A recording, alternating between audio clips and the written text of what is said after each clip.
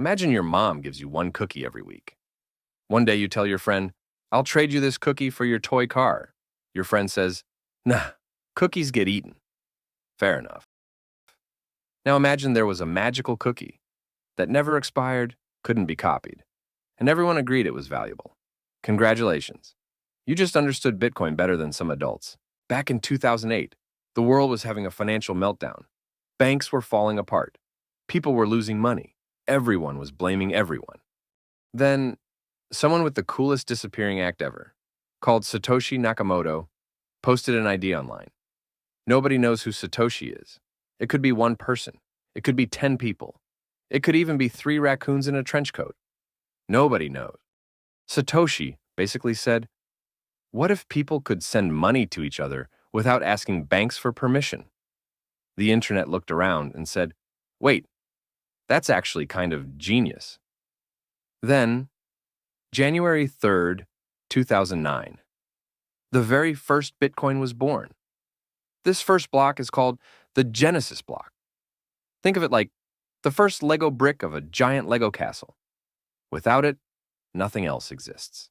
So, what even is Bitcoin? Here's where adults start making things confusing. So, let's make it simple. Bitcoin isn't gold. It isn't paper money. You can't eat it. You can't fold it. And no, there isn't a giant warehouse filled with Bitcoins. Bitcoin only exists on computers. Imagine everyone in your school has the exact same notebook. Whenever someone gives someone else money, every single notebook gets updated. Nobody can secretly erase pages. Nobody can cheat. Because everyone is checking everyone else's homework. That's basically Bitcoin. Imagine Alex wants to send Ben 1 Bitcoin. Alex shouts, I'm sending Ben 1 Bitcoin. Instead of one bank checking, thousands of computers around the world go, yep, looks good. Then, they all write it inside their notebook. Once it's written, it's almost impossible to erase. It's like writing with permanent marker, except thousands of people are holding the marker at the same time. Good luck changing that.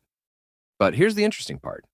That giant notebook we've been talking about, it actually has a name. It's called the blockchain. Despite the fancy name, it's really just a digital record of every Bitcoin transaction ever made.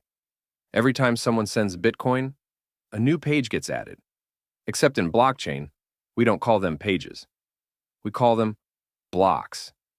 And each new block is connected to the one before it, forming one long chain. That's why it's called blockchain. But wait, if there isn't a bank, who makes sure nobody cheats?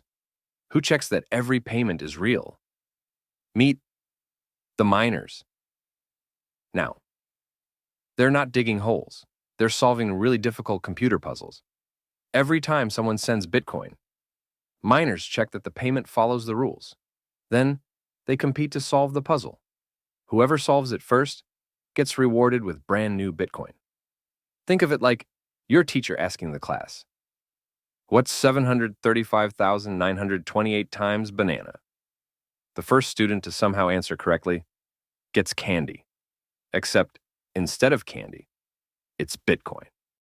Some people absolutely love Bitcoin. They say, banks print money whenever they want. Bitcoin can't. There will only ever be 21 million Bitcoins. That's it. No bonus levels. No DLC. No unlimited supply. It's like owning one of only 21 million golden Pokemon cards. The fewer there are, the more valuable people think they become. Now enter the doubters. They say, it's too risky. The price goes up. The price goes down. Yesterday I was rich. Today I can barely afford pizza. Some people think Bitcoin is the future. Others think it's just a giant bubble. It's basically like pineapple on pizza. People have very strong opinions. So, who's right? Here's the funny part. Nobody knows. Some people bought Bitcoin for a few dollars and became millionaires.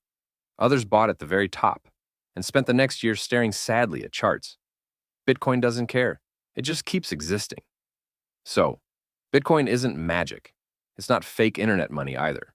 It's simply a new way for people all over the world to own and transfer value without relying on a single bank or government to keep the records.